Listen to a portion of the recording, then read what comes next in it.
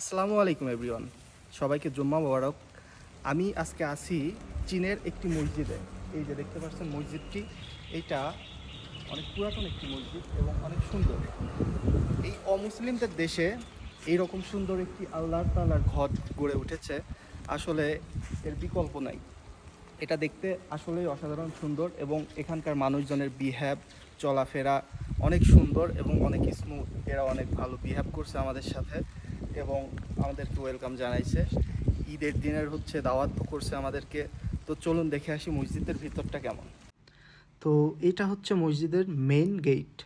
এই গেট দিয়ে প্রবেশ করার পরেই আপনারা পেয়ে যাবেন মসজিদটি দেখতে পাচ্ছেন। এর ডিজাইনটা মূলত চাইনিজ ট্রেডিশনাল বিল্ডিংয়ের মতো ডিজাইন।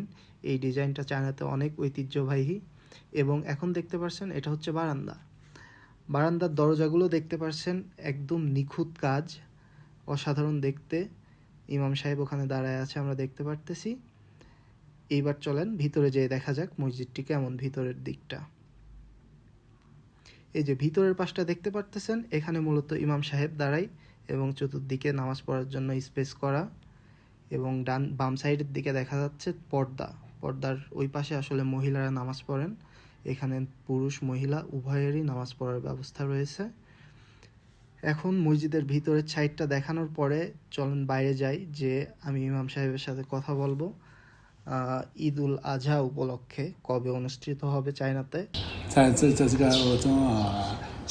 中国是咖啡热度，对，穆斯林咖啡很多太少，对我们的朋友都是咖啡，对对对他们不相信 Allah。对，他们不相信。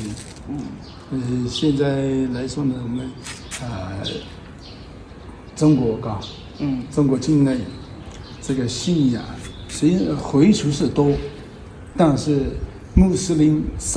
汉侨，对，他只是说我是一个不吃猪肉的回族，实际他们对信仰知道了。没有那么好。我知道一点点，因为是我在中国我差不多6年了。是不错不错。好，谢谢。